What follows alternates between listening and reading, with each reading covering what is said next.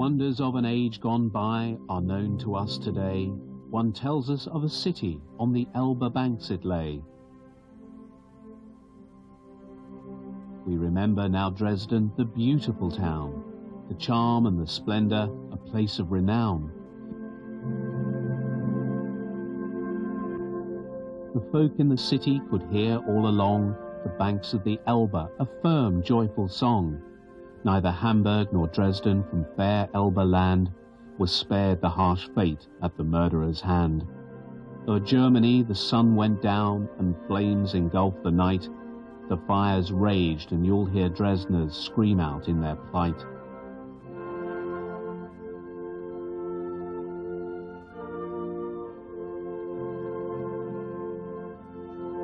The German jewels lost, the flames have left their brand. O Dresden, you are lost now to the German fatherland.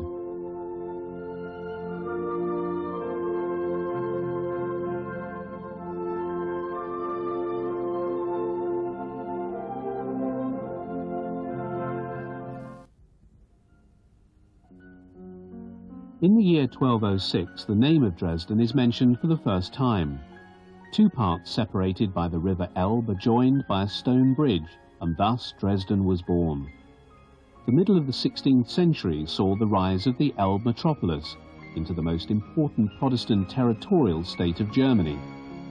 Dresden was raised to a royal seat by the Bottinians, and on the accession to the throne of Friedrich Augustus I, later called Augustus the Strong, Dresden became a brilliant center of artistic creation and creative spirit, a jewel on the banks of the Elbe admired by the whole world. This special atmosphere in Dresden came about at that time and was to last almost 300 years.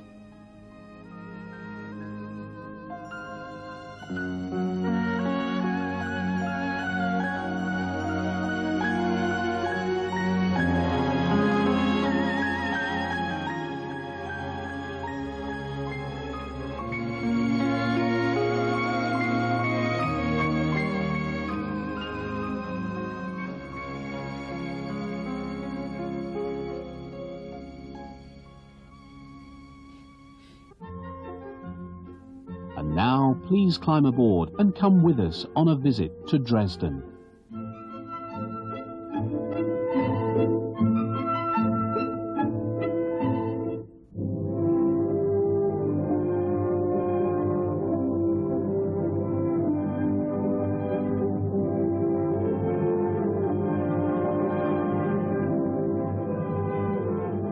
Here, the Alsteder Werk, which was built by Gottfried Schinkel in classical style.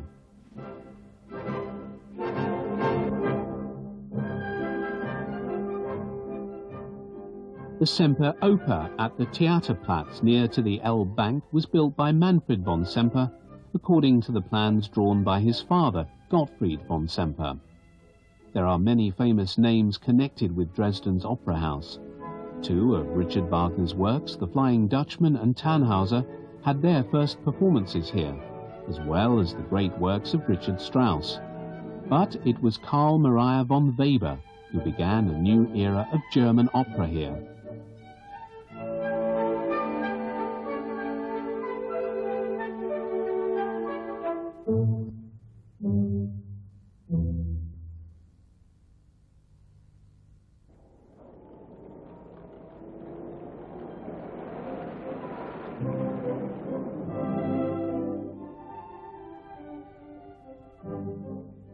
The Zwinger.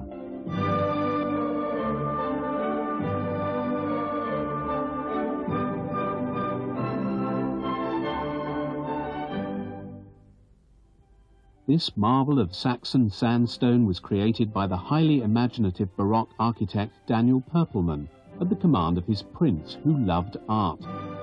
This monumental court was once home to magnificent events and masquerades, for Augustus the Strong loved a display of splendor.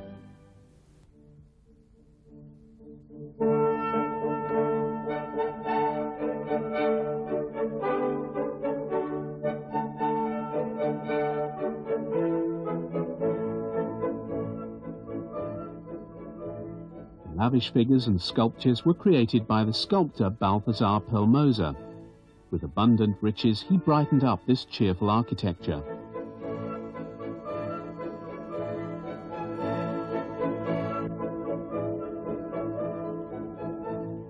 The special charm of the Zwinger consisted in the harmonic interaction of architecture and water, reaching its climax here in the Nymphenbad.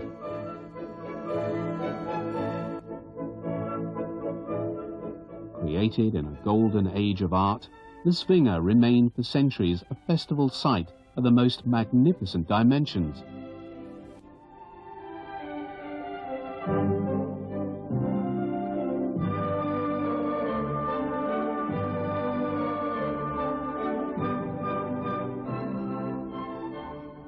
In the course of time, the Zwinger pavilions were filled with valuable collections. For example, the oldest mineralogy museum in the world, the famous collection of porcelain, and the drawing room of mathematics and physics. With almost 2,000 marvels of precision engineering in the field of time measurement, it is one of the oldest technical collections.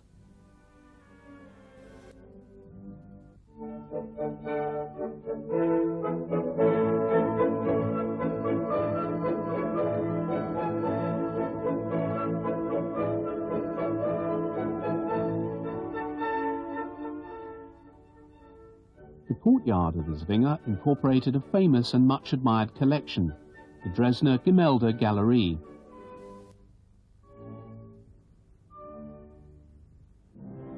Its greatest treasure was Raphael's Sistine Madonna.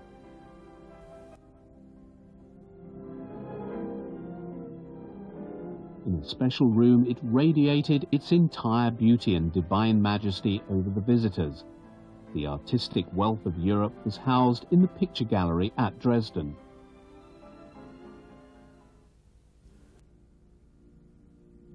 Rubens' Miliarca and Atlante, and Satyr and Tigris.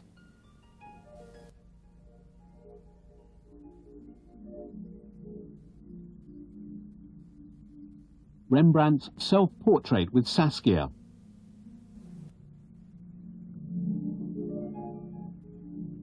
The Wedding at Cana by Veronese.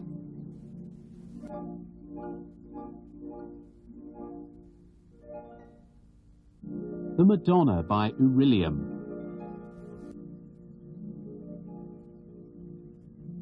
Correntio's The Penitential Magdalena. The Sleeping Venus by Giorgione.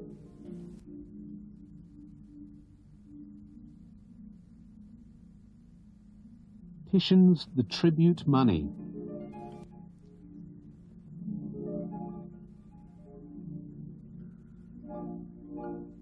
The Matchmaker by Vermeer of Delft.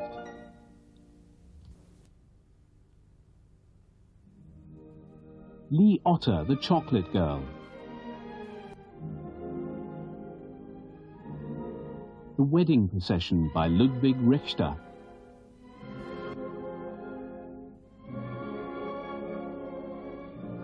The Crossing Over at the Stone of Horror. From Caspar David Friedrich, The Cross in the Elbe Mountains.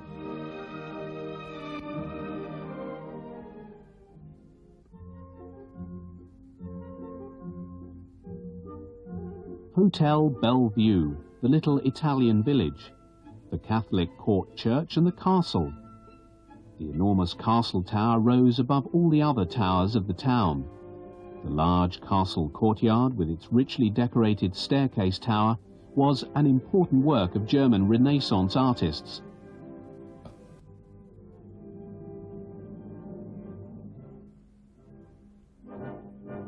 Inside the castles were magnificent banqueting rooms, the ballroom with thousands of candles, and the large hall for festive court receptions with its valuable wall hangings made in the Saxon weaving mills. The castle's tower room housed a precious collection of rare porcelain from Japan, China, and Old Meissen.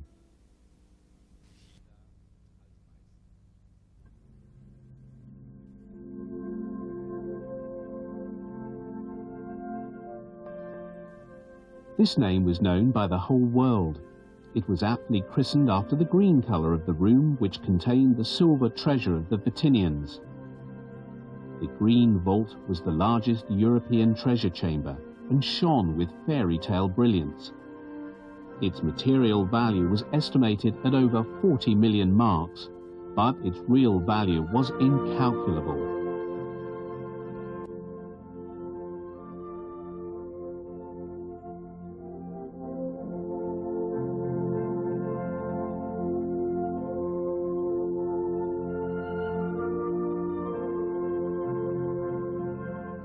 The treasures stored here dazzled not only because of their value or their size. They captivated, above all, because of their outstanding aesthetic quality. At the command of Augustus the Strong, artists of the highest order created incomparable treasures.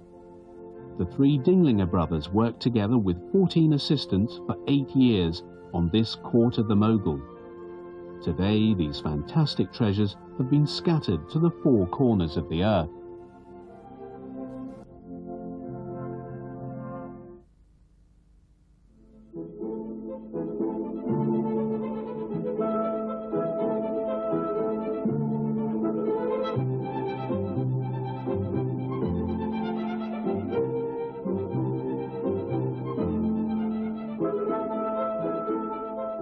Dresden's greatest personality, the golden figure of the Rathaus man, rises up to a height of 6 meters. He serves to measure the size of the monumental city hall, which was built by Karl Roth in modern Baroque style on the former castle walls.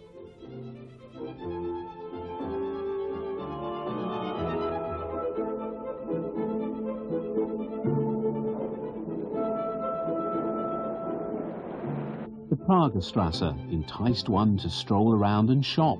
It was the most elegant shopping street in Dresden. Dresden had a reputation as a garden town. Its most beautiful park with wonderful trees was the Große Garten.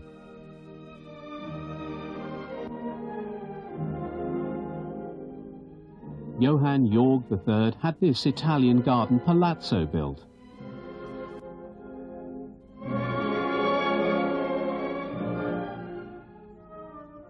Corradini's Flora vase.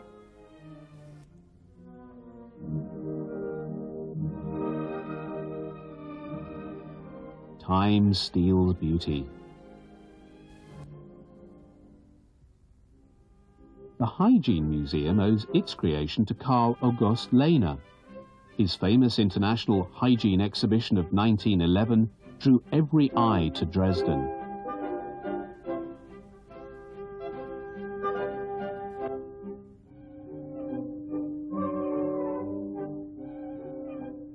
Carl August Lehner placed man as the central point. With this live visual instruction, a successful method of educating the people in social hygiene was established, and this set an example for the whole world.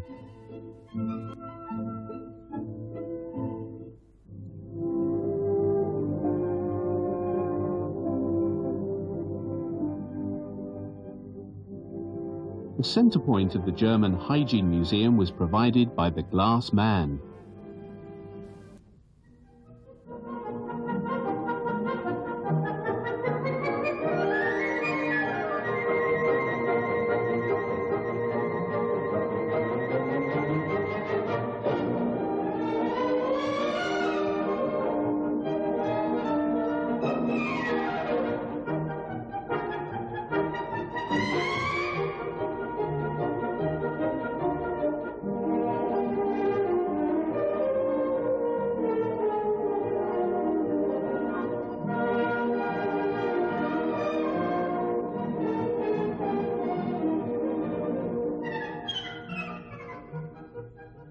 The Catholic Court Church.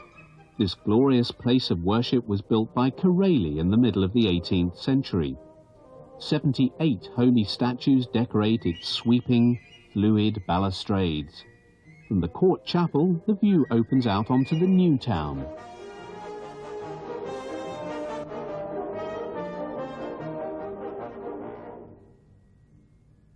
The only high-rise building in Dresden was on the Albertplatz. This axis formed the meeting place between old and new Dresden.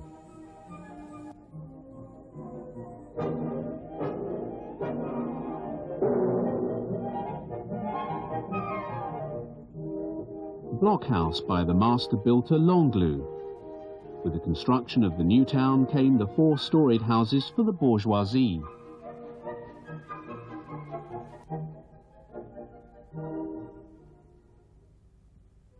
At the end of this lane stood the birthplace of Theodor Körner. It became a commemorative site for the poet and freedom fighter. The Körner family house provided a centre of spiritual life. Here many guests met, including, among the most famous, Mozart, Goethe and Schiller.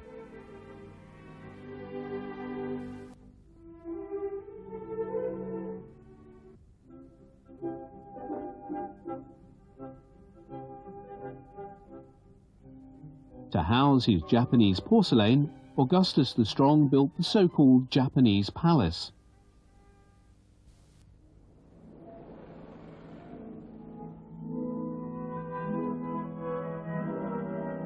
Upstream along the river Elbe, on the Lörschwitzer Hängen, the castles of Albrecht are sited.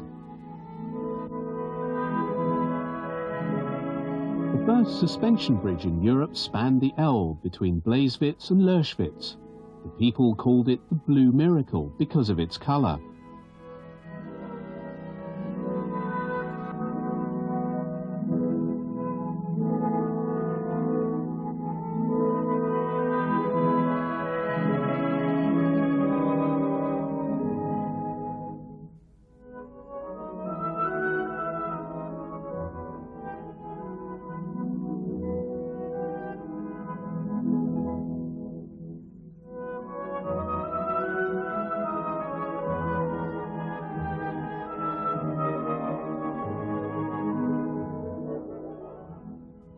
On the other side of the Elbe lies Blasewitz, immortalized by Schiller in his Gustl. The Luisenhof on the Heights, where the well-known White Deer roam, and the famous sanatorium which welcomed guests from all over the world.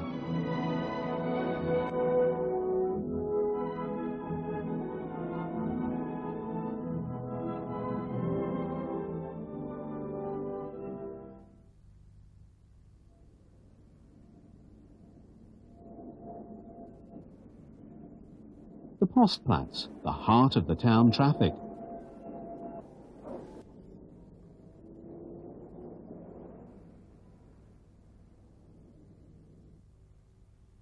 The circus is coming. Saraceni settle in Dresden.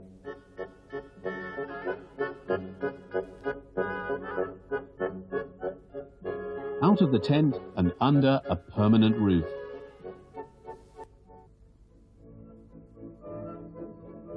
In the first half of the century, culture and tradition occupy a high position in the social life of Dresden.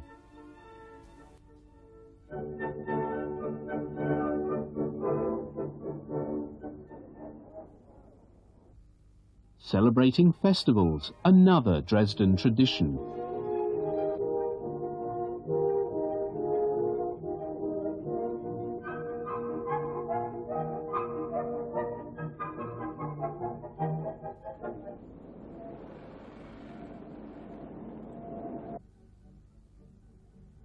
Emperor Wilhelm II in Dresden in 1914, before the outbreak of war.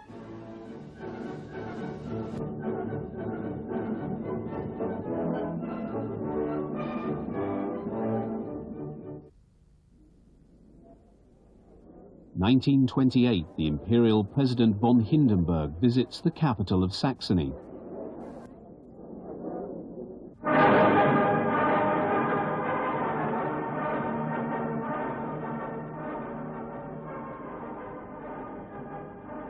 In 1933, a great day for the Saxon SR.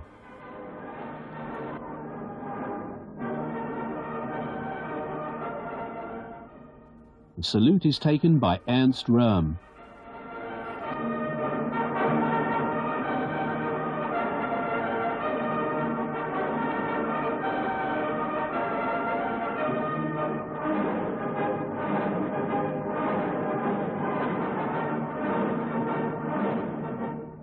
consecration of the flag by the highest leader of the SR.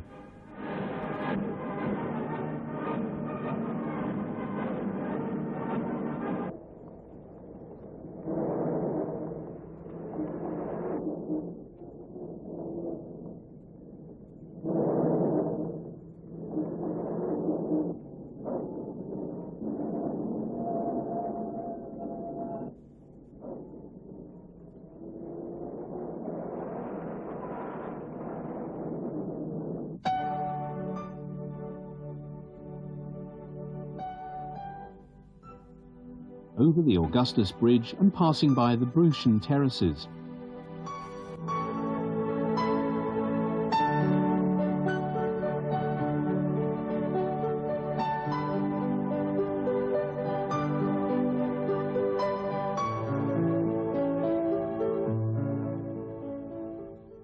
The Old Market, centre of the inner city.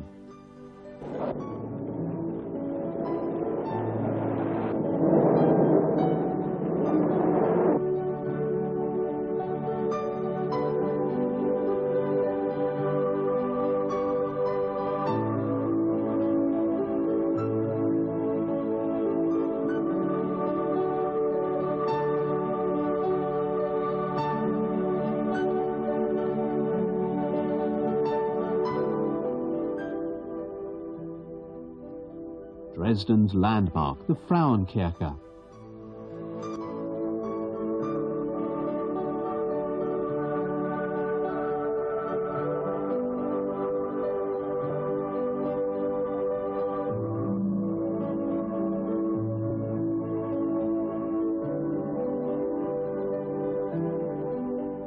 Dresden at night.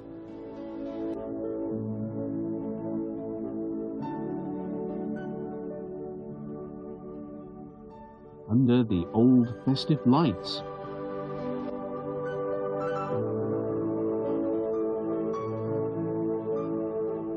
Once again we return to the Zwinger. An evening serenade awaits us.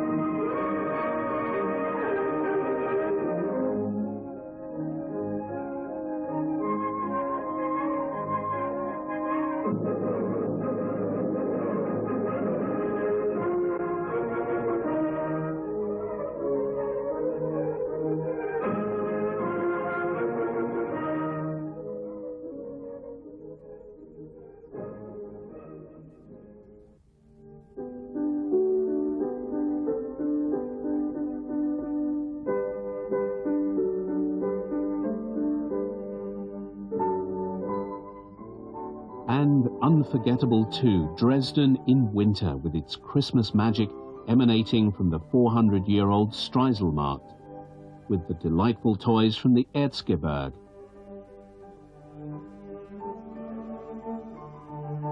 The comical Pflaumentoffeln, the gingerbread from Pulsnitz, and the high-pitched voices of the children from the Dresdner Kreuzchor.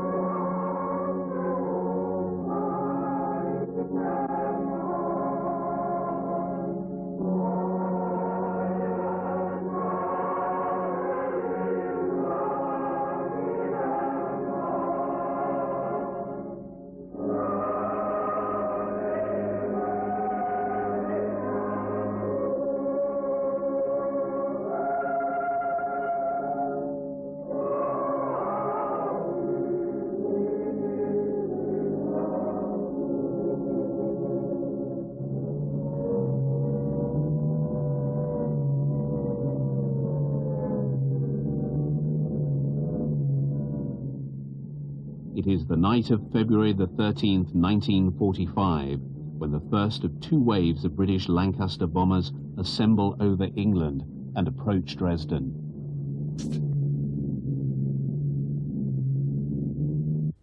The German regional headquarters had already spotted the heavy bomber unit approaching Saxony. At around 9:40 p.m. the announcement is made. Attention, attention, heavy enemy units over Middle Germany, flying in the direction of Leipzig or Dresden.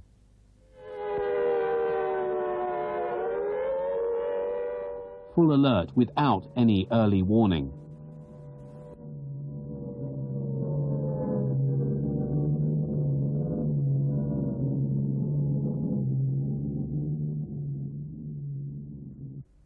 At first, the radio is silent, but then comes a man's voice shouting in great agitation, "The bombers are turning! They're turning towards Dresden! They're coming!" At around 10:15 p.m., 244 bombers of the first wave reach the capital of Saxony.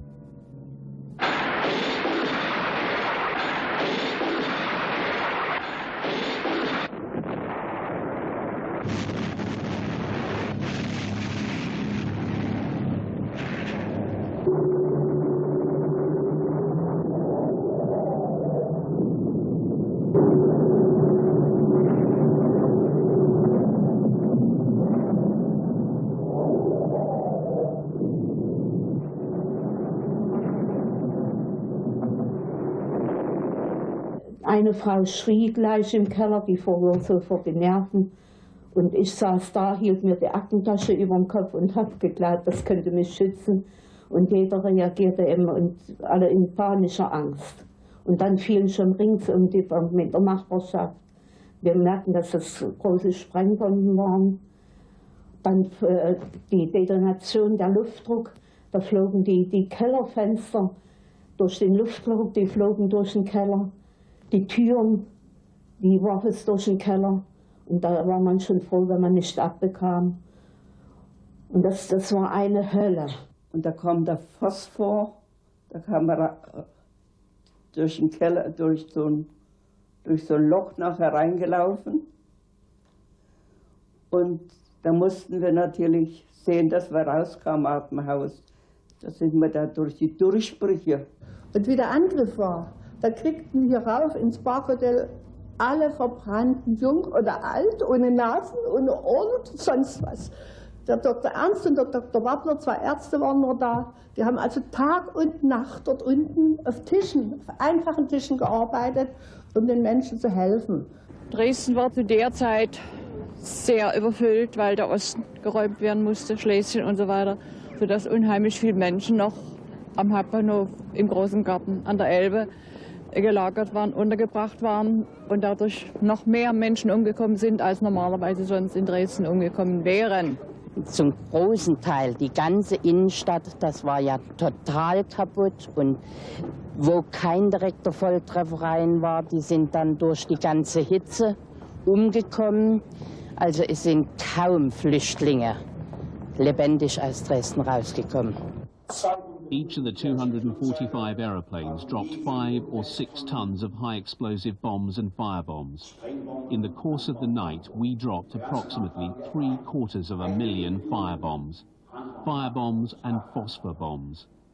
Phosphor bombs were not allowed under the Geneva Convention, but we used them all the same.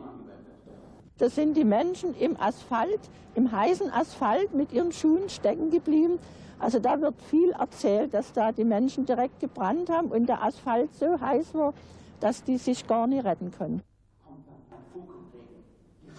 Then the sparks rained down. The sparks flew in through the broken windows and set fire to the curtains.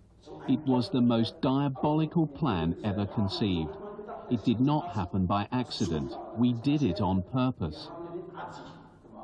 Und da hörte ich in der Ferne eine Frau schreien, die schrie: Hilfe, helft mir doch, nehmt mich doch mit, nehmt mich mit. Ja, ich wusste nicht, das war weit weg, man wusste ja gar nicht, wo die arme Frau lag. Und da kam ich ins Krankenhausgelände, Johannstädter Krankenhaus. Irgendwelche Menschen rannten mit und plötzlich reißt mich jemand hinten am Kragen zurück Und in dem Moment klatschte von dem brennenden Krankenhaus so ein Stück Fenstersims vor meine Füße, direkt vor die Füße. Wenn ich das abgekriegt hätte, wäre ich erledigt gewesen. Ne? Und ich habe dort ganz vergessen, Danke zu sagen. Dann bin ich weitergerannt und mit irgendjemandem, wer das war, an der Elbe runter. Wir wollten ins Freie, wir konnten keine Mauer mehr aushalten. As the Eastern Front moved ever closer to the Reich at the end of 1944, the anti-aircraft guns defending the city were dismantled and sent to the Oder front. They were to be used there in the fight against the attacking Soviet tanks.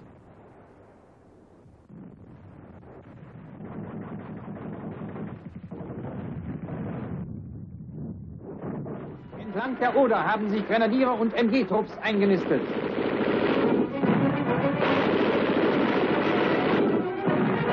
Auch am Bahndamm und in der weiteren Umgebung des Odergeländes sind die Stellungen der Infanterie und unserer Batterien. Sowjetische Panzer haben die angreifenden deutschen Sturmgeschütze erkannt. Sie versuchen, sich in wilder Querfeldeinfahrt in Sicherheit zu bringen. Doch die deutschen Granaten sind schneller. Noch vor Erreichen der Straße werden die Sowjetpanzer vom Feuer erfasst.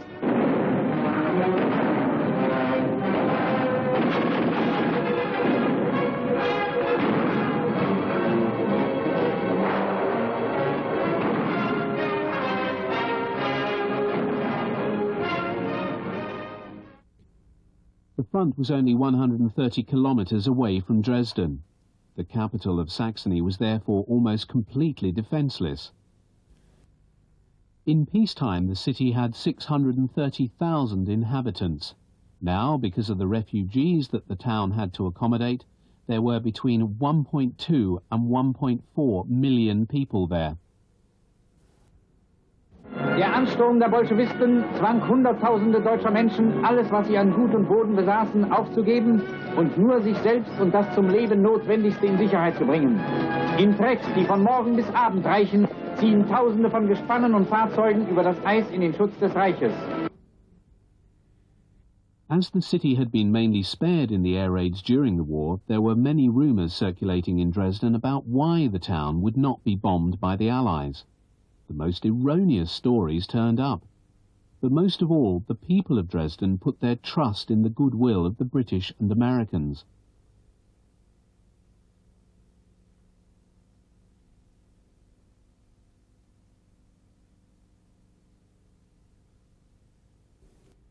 The town, which had to accommodate a daily increasing number of hospitals and sick bays, could never be the target of an air raid. Of that, the people in Dresden at that time were convinced. The Soviets had twice been informed by the Americans of the approaching attack. They registered no protest.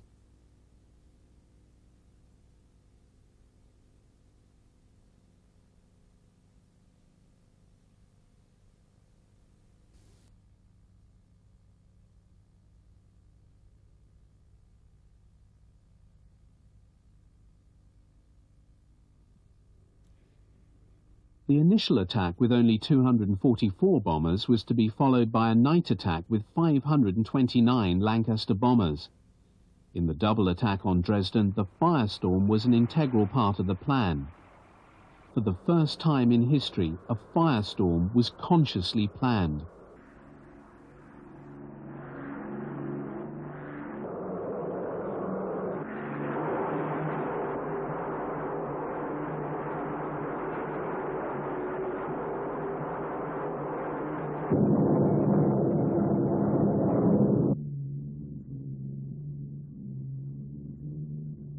This second unit, almost double the size of the first, was also spotted by the German regional headquarters. But the German night fighters had been banned from takeoff because of fuel shortages. Quadrat 503, Flugzeug Richtung Südost, 1/4 Ost, 02:50. Befehl an Major Lent. Es geht los. Erstmal die Sitzbereitschaft.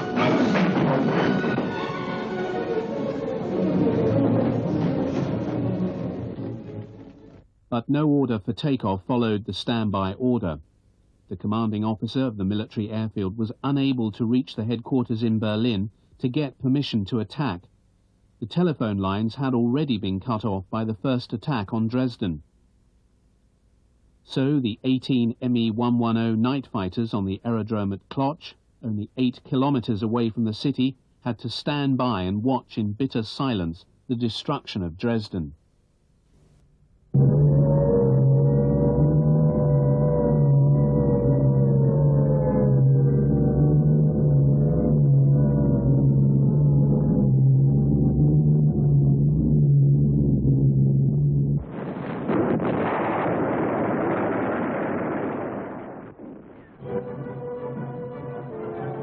In Krankenhäusern werden die Patienten in bombensichere Bunker gebracht.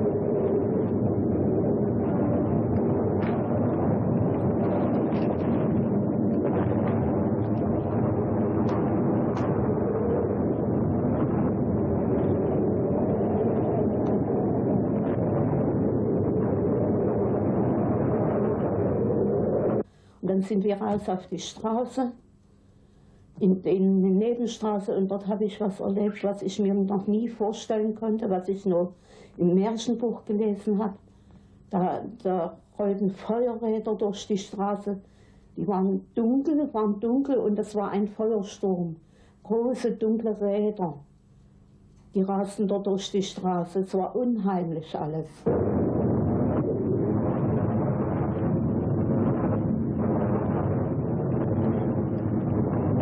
Da kam es so wuchtig, dass dann immer alles weg war.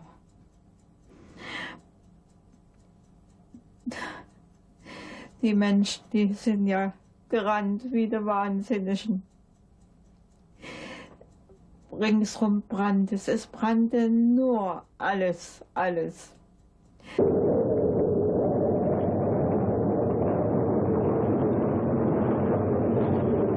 Und da möchte ich Ihnen zu den Bomben was sagen.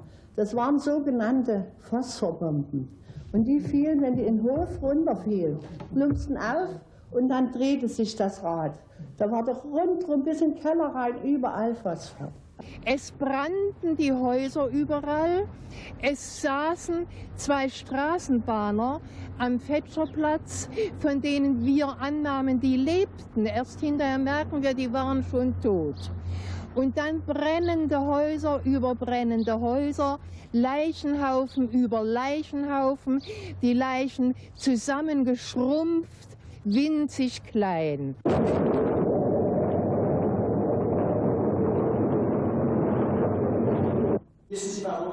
Do you know why we waited for 2 hours in between the 2 air raids on Dresden? That interval of 2 hours in between the 2 air raids on Dresden was there for 2 reasons. Firstly, so that the extensive fires could spread to epic proportions. Secondly, so that all the fire brigade and ambulance units from the surrounding areas could reach Dresden, and then, when they were in the middle of their work, we could return with an even bigger blow. That is not fiction. That is the way it is written down in the operational orders. We did it on purpose in order to drag the fire brigades, the hospitals, indeed all the supply units into the tragedy. There are evil people sitting behind the desks in uniform, be they colonels, majors or whatever. There they sat, brooding and thinking about how they could kill the most civilians. Und habe dann mein Kind gesucht. Und da habe ich dann doch mal eins getroffen von der Familie. Die wussten ja auch nicht, wo die Kinder waren. Da sind die noch in dem Keller gewesen, noch bis donnerstags. Und da sind die dann über die Elbe. Es waren auch Kinder mit im Luftschutzkeller. Wir haben uns dann auf den Fußboden langgelegt, haben die Kinder unter uns genommen, um die Kinder zu schützen vor herabfallenden Teilen, die von der Decke herunterkamen, Putz und Mörtel. On January the 25th, 1945, late in the day before he left for his club and his evening with friends, Winston Churchill telephones the Minister of Aviation to ask him what proposals Bomber Command could come up with to roast the Germans trying to escape from Breslau. To roast the Germans, to base the Germans. What do you suggest? What was that about Breslau? Breslau was a German city that had been surrounded by the Russians a few days earlier, and streams of refugees were leaving Breslau and hurrying across the country in the direction of Dresden. Und die Stadt brannte, das war ein Feuerschein und Dunkelheit und Feuerschein zugleich. Das ist überhaupt nicht zu beschreiben. Ne? Ganz grausam.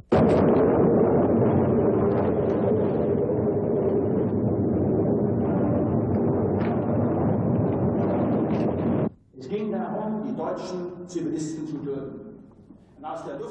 The aim was to kill the German civilians. And when Air Marshal Harris, whom I met personally, the Supreme Commander of the British Bomber Command, took up his post in February 1942, the order was already in hand. I hope so said Winston Churchill. I hope that the new Supreme Commander of Bomber Command is aware that our targets in future will not be only the factories in the respective towns, but the surrounding civilian areas, the workers' houses, the centres of population. There it is, written down in black and white in the English archives. We're not just attacking military targets anymore, we're attacking the people, because this also has an effect on morale. It has an effect on mood. It's a crime. Today, this is generally acknowledged as a war crime. According to the Geneva Convention, it is a crime to attack the civilian population. Winston Churchill signed that order and intended it to be done like that. Ja, es war bloß die Zivilbevölkerung, die es betroffen hat, alles. Den Fabriken war ja weiter nichts da. Es war ja direkt die Innenstadt, alles, was sie da kaputt gemacht haben. Es wäre ja gar nicht notwendig gewesen. Eine Frau mit ihrer Tochter, die ist mit verbrannt. Meine Schwester, die hat im Nebenhaus gewohnt. Dort haben aber vielleicht 20 Kinder mit drinnen gewohnt in dem Haus. Die sind alle verbrannt. Am lebenden Leib verbrannt.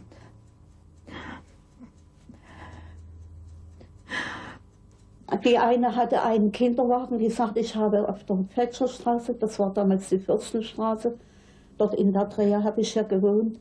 Die hatte dort aus einer brennenden Wohnung, da war keine Mutter da, die Türe war offen. Da hat die einen Kinderwagen rausgezogen mit dem Kind, das hatte die mitgenommen, keine Mutter da, ne? Und alles brannte. Dann war ein junges Ehepaar, oder gehörten sie als Freunde zusammen, französische Fremdarbeiter, ganz junge Leute, die hatten ein Kindchen, so ein Kerlchen hier, blonde Locken, also sie hätten es können aus dem Jesusbild nehmen. Blonde Locken, und das hielt die so und war ein goldiges Kerlchen, das lachte, strahlte. Ne? Und das hatten die auch irgendwo, ich weiß nicht, ob die es gefunden hatten, ich konnte es nicht verstehen, irgendwo mitgenommen und hatten das auf dem Arm und das Kind lachte. Das war das Leben.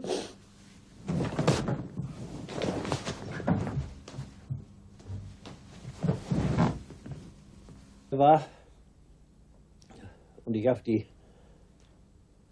Straße ging, dem Feuersturm entgegen, da sah ich tote Menschen, nackt. Ich dachte, warum sind die nackt?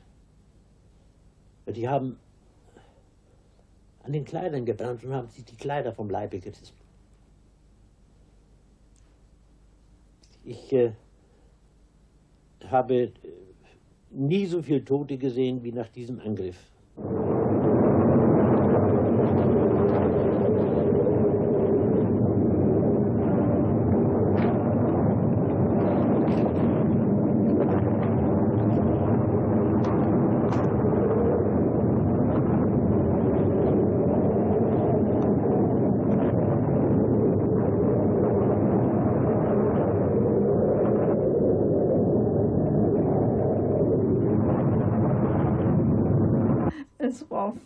furchtbar, es war furchtbar. Meine Tochter am Sachsenplatz, da sind wir die Stufen hoch und da lagen die Leichen, nur die Körper. Und da fragte mich meine Tochter, Mami, was ist denn das, was hier liegt? Ich sage, komm, guck dir es nicht an, das sind alles Leichen. Man war vollkommen sinnlos und es ist schwer zu beschreiben. Und jedenfalls kommt mir dort im Dunkeln ein Mann entgegen, sehe ich plötzlich eine Gestalt auf mich zukommen von Kleinschachwitzer Ufer her. Und da bleibt er stehen, hat einen Handkoffer in der Hand und lacht ganz laut und ganz irre. Es war unheimlich. Ich habe gedacht, der Teufel steht auf der Erde. Und da sagt er plötzlich, wir Polen und Tschechen, wir haben gewusst. Und morgen kommt noch ein Angriff. Ja. Also ich war so entsetzt auf der Anblick von der Stadt und dann dieser Mensch. Ich stand da, ich war von Entsetzen geschüttelt. Aber die haben uns alles weggenommen. Ich weiß, wir hatten einen sehr netten Querschnittsgelähmten, der hatte einen Weidenweg noch, wo der hin wollte. Und den haben sie auch die Hosen und alles ausgezogen. Also die Tschechen waren unmöglich, das kann ich nie vergessen. Ich habe die Flieger dann gefragt, was wurde ihnen gesagt? Und die haben mir erzählt, als würde er ihnen erzählt von Flüchtlingen. Es wurde aber auch gesagt, dass Dresden ein Arsenal, ein Waffenfabrikstadt sei. I then asked the pilots what they had been told.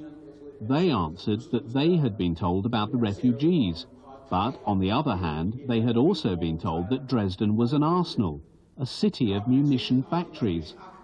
They were told about railways, armament factories and party headquarters which had been moved to Dresden. Utter nonsense. In the meanwhile, we have found a telex in the English archives which will interest you a great deal. It is the telex which was sent that night to all military airfields for the instruction of the crews. The aim of the attack is to hit the enemy where it will hurt most. And later in the flight instruction comes the statement, and besides the intention is to warn the Russians so that they will recognize them when they come and see what our bomber unit is able to do. Doesn't this show the air raid on Dresden in a new light? They wanted to warn the Russians so that they would recognize them when they came and saw what our bomber unit was able to do.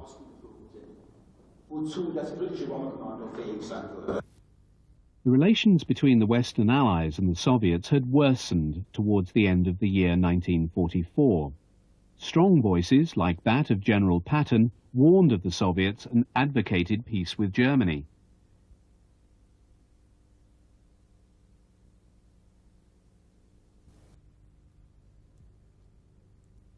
Even the Germanophobe Churchill seemed to have some doubts about the loyalty of the Soviets, for he declared in the ruined city of Aachen in January 1945, "Looks like we've slaughtered the wrong pig." This outrageous remark of such incomparable bad taste bears witness to the megalomania of the British Prime Minister and his contempt for mankind.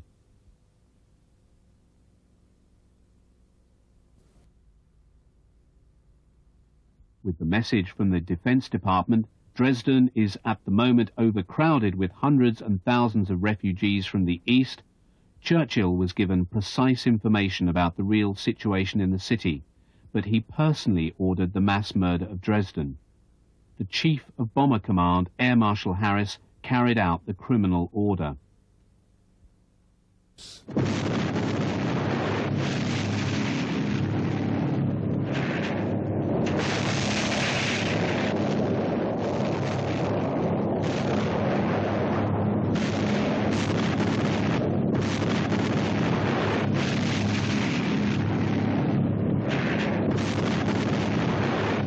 Und nach dem Angriff dann bin ich weiter, da war ich plötzlich alleine. Alles verstreute sich und da bin ich auf der Elbwiese, dann habe ich mich umgesehen.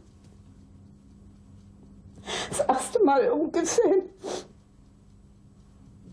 Und dort habe ich geweint um Dresden, geheult um meine Stadt.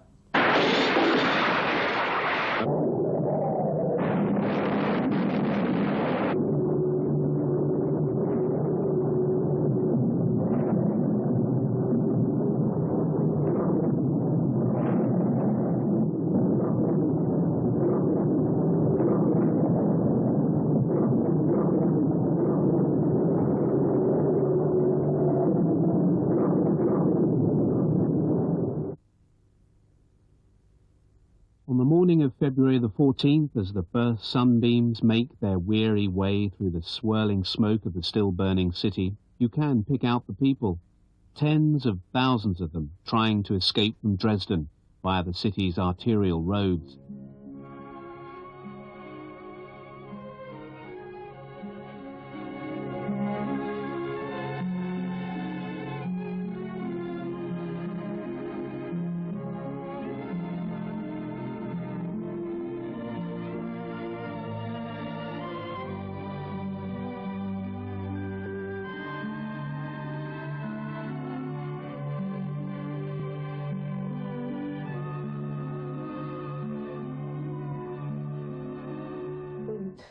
Dann auf der Müglitztalstraße in Donau, dann bin ich auf Menschen gestoßen, dort war der Elendszug von Dresden bis rauf ins Erzgebirge. Die ganzen Ausgebannten, Kranke, Invaliden, Kinder, schwarz wie die Nacht alle, schleppte sich, also dieser Elendszug, das vergisst man nie. Das kann man nicht. Furchtbar, wie die sich schleppen. Manche hatten eine Kinderwägelchen, manche hatten einen Leiterwagen. Das ganze Mühltal, das müssen Sie sich mal vorstellen, wie lang das ist von Dresden bis ins Erzgebirge rauf, wie lang das ist.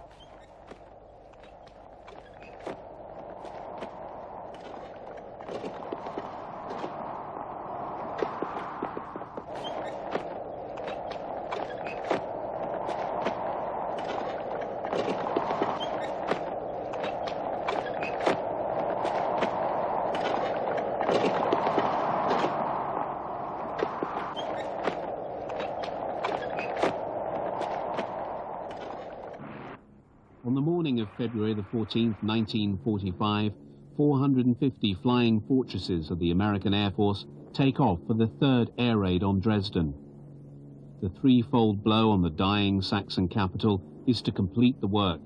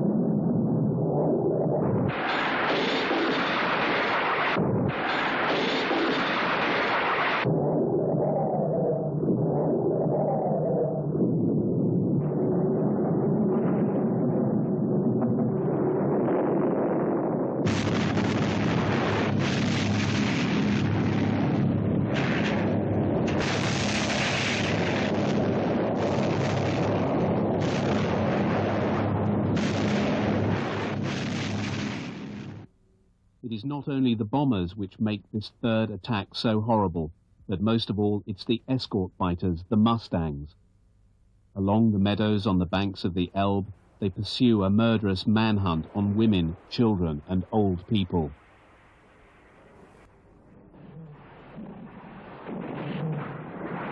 Und da kam wieder ein Flieger, einer, ne? Ganz, ganz tief. Die haben tatsächlich auf die einzelnen Menschen gezielt. Und dann kamen in den nächsten Tagen immer wieder Tiefflieger. Es war also auch da sehr gefährlich, sich auf die Straßen zu begeben. Und da kamen da immer wieder noch die Tiefflieger, wie hießen denn die anderen Flieger?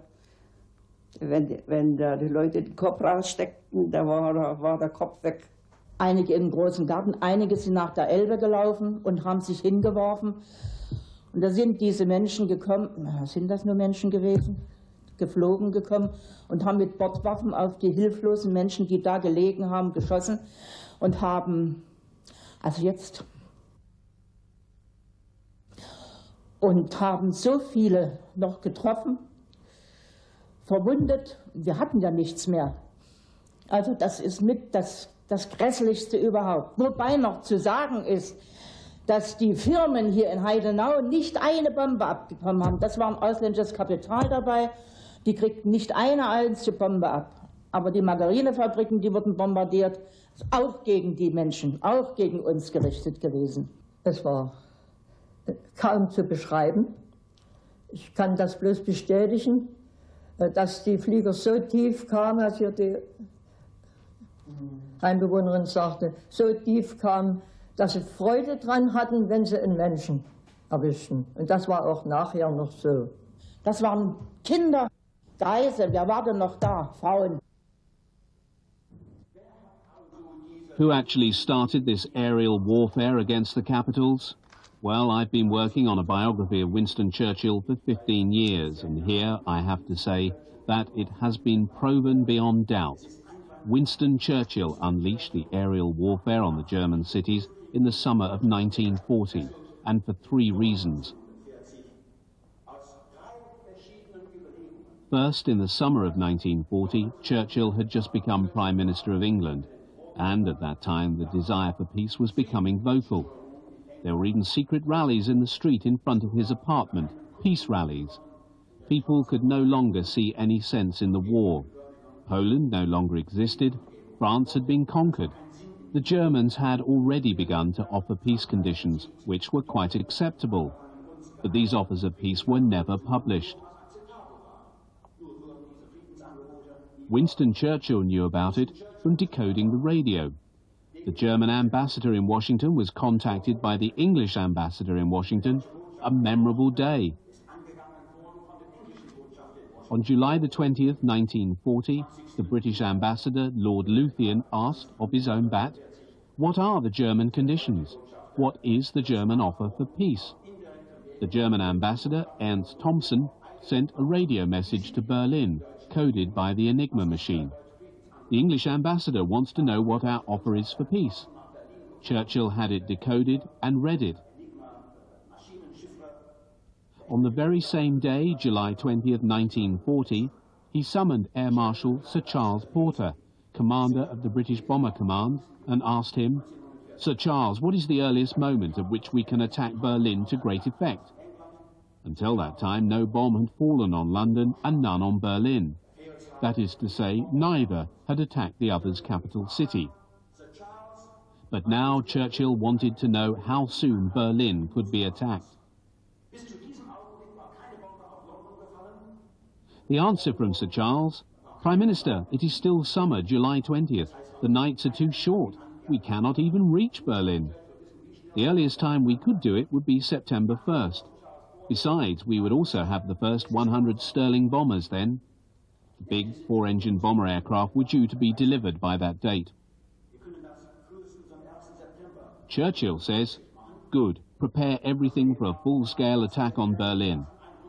And Air Chief Marshal Sir Charles Porter points out, "But Prime Minister, if we attack Berlin now, and we know from the radio decoding that Hitler had given the order not to attack London, and that he has not ordered a general area warfare on English cities, I point out, if we attack Berlin now, Hitler will raise his embargo and will unleash an attack on London."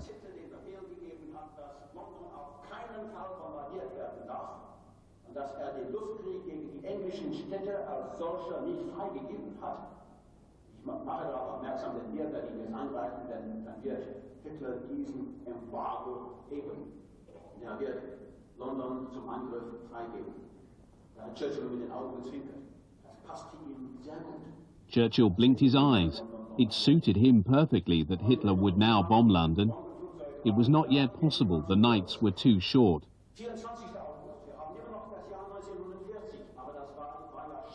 August the 24th, it is still the year 1940, but that was fateful for the German cities. August the 24th, and a bomb falls on London, in the working class area. Nobody was killed, just a few chickens were killed. The German aeroplane had lost its bearings. The crew was later court-martialed by the German Air Force. I know those names. But that was reason enough for Winston Churchill to ask at 9:10 on the next morning, August the 25th, for a direct line from his country seat Chequers to the headquarters of British Bomber Command. I demand that Berlin be attacked tonight with at least 100 planes. Again, the British Bomber Command refuses. We know that because in the English archives, the actual words of this phone call are recorded. Bomber Command wanted it known precisely who was responsible for this historic turn of events. 9:10 on the morning of August the 25th, 1940, Bomber Command refuses. Churchill insists. Bomber Command says, actually, we are planning an attack on the Utrecht in Leipzig tonight. The reply from Churchill, it has to be Berlin. The attack was carried out on Berlin, but only 30 aeroplanes reached the capital. Only a few bombs were dropped on the municipal area and nobody was killed. 2 evenings later, Churchill again ordered an attack on Berlin. This time Hitler went in person to Berlin. We know that because we know exactly what Hitler was doing at that time from his servants' diaries. I have the journals from Goering and from Field Marshal Milch. We have many private journals from prominent figures, the VIPs of the time. Hitler went immediately from Ober-Salzberg to Berlin to be with his people, because he now understood that the English had started to attack his capital. The Air Force wanted to strike back. Hitler said no, still no permission to attack London. Hitler sent for a lawyer, not in order to start legal proceedings against the English. He sent for the lawyer, Dr. Ludwig Weishauer, and told him, you will fly to Stockholm immediately, contact the British ambassador, Victor Menet, and give him the details of the German peace offer. I read the file which holds the written proof that Churchill ordered Menet to refuse access to the German lawyer. On the same day, Hitler asked Rudolf Hess, please get in touch with your English friends and tell your English friends or any voter that we are only looking for peace. And my offer for peace is the following. He would be prepared to withdraw the German troops from France, the Netherlands, Belgium, even Poland and Czechoslovakia. He wanted our agreement that he could have a free hand in the East and, of course, he wanted the former German areas back. This was the German peace offer. In addition, Hitler offered to put the German Wehrmacht at our disposal to protect the British Empire. A really generous offer, one might think.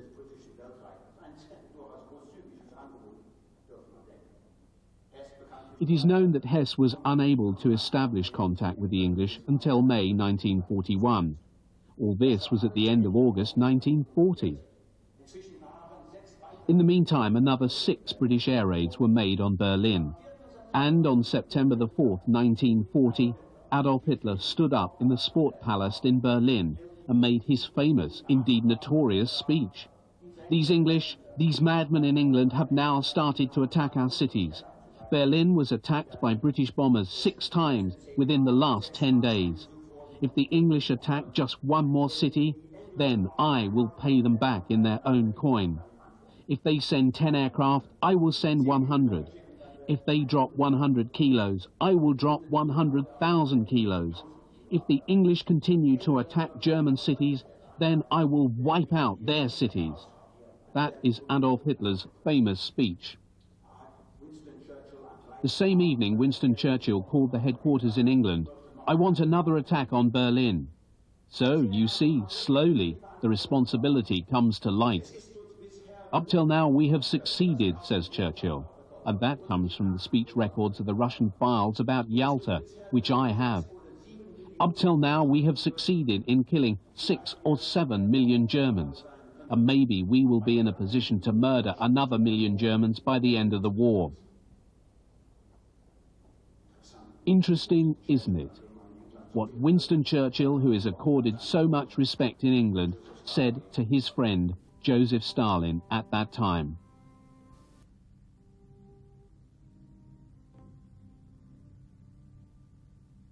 The Dresdner Altmarkt, always the symbol of the city's life, now becomes the symbol of its death.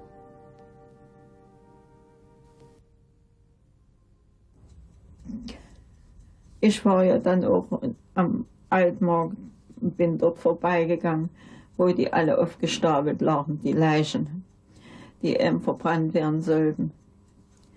Und wissen Sie, das ist alles, das hat man alles so gar nicht verkraftet. After the bloody night of Dresden, they first tried to bury the bodies in the Heide cemetery. But there was no end to the numbers, so they started to burn the bodies on the Altmarkt, near the Frauenkirche.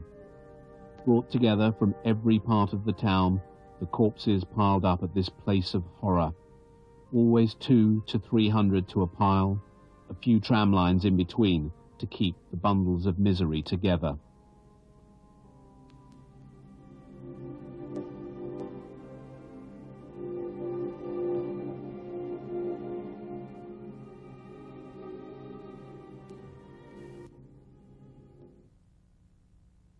The senselessness of the Allied blanket bombing of German towns becomes especially clear when you compare some statistics.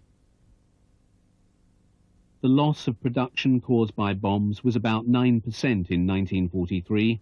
In 1944, it was approximately 17%. The iron and steel industry lost just 3.2% in the first half of 1943. And in the second half of that year and up to July 1944, only 6.9%.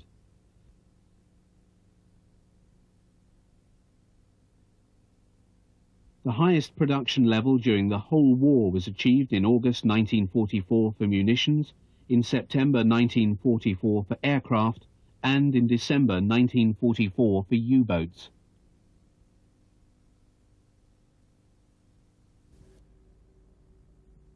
The Allies' official explanation for the bombing campaign against Germany was the so-called Casablanca Directive, namely the systematic destruction of the German economy and industry. From the comparison of statistics made above, it is clearly recognizable that this undertaking failed completely. The Casablanca Directive was not only an attempt to hide the real intentions from their own public, but also a measure taken to justify the bombing offensive. The organized mass murder of hundreds of thousands of innocent civilians in German towns was planned and executed.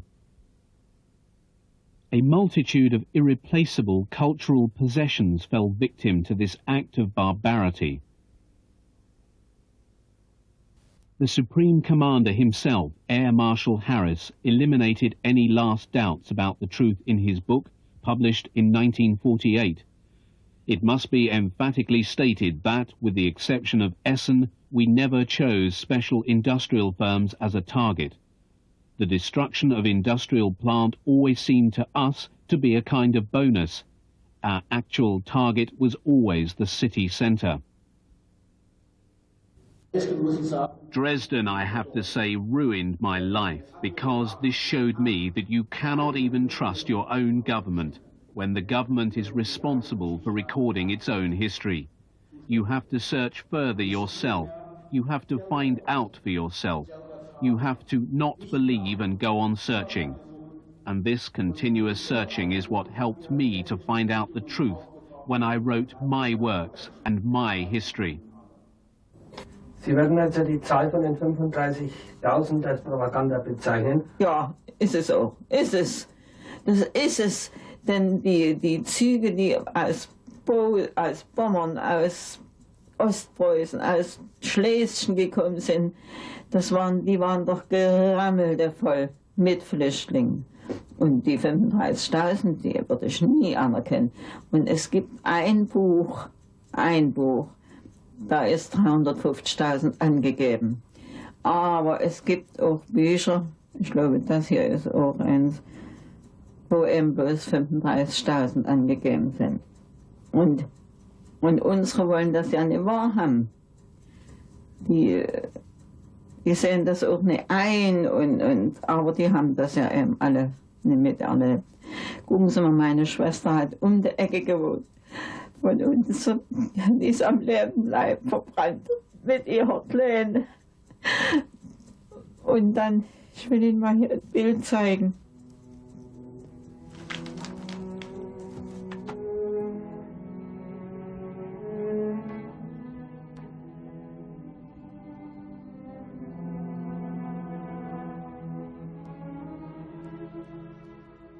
published numbers of the dead from all the attacks on Dresden range from 35,000 to 500,000, but the number of 202,040, mostly women and children, dead by March the 20th, 1945, can be vouched for. The fact is that the town was completely overcrowded with about 700,000 refugees at the time of the attack. The anti-aircraft defense precautions were insufficient, and the people were inexperienced in coping with air raids. There were 3,749 firebombs, high-explosive bombs, and phosphor bombs dropped on the town. 750,358 homes were completely destroyed. In view of these facts, and given the reports of eyewitnesses, a number for the dead ranging from between 350,000 and 500,000 is absolutely realistic. The exact number of those died will remain forever unknown. How many died? Who knows the toll? In your wounds we read the scroll of the nameless ones in agony burned, in the hellfires raised by human hand.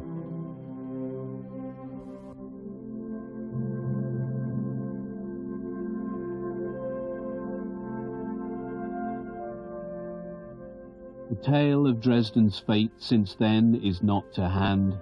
For 45 years the town was torn from the fatherland.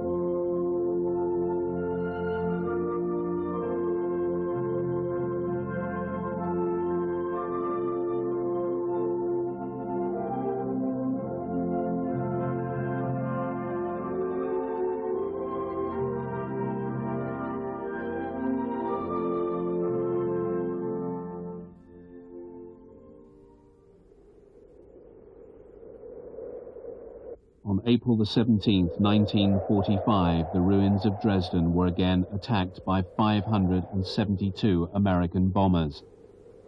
In the official American history, this attack was not mentioned.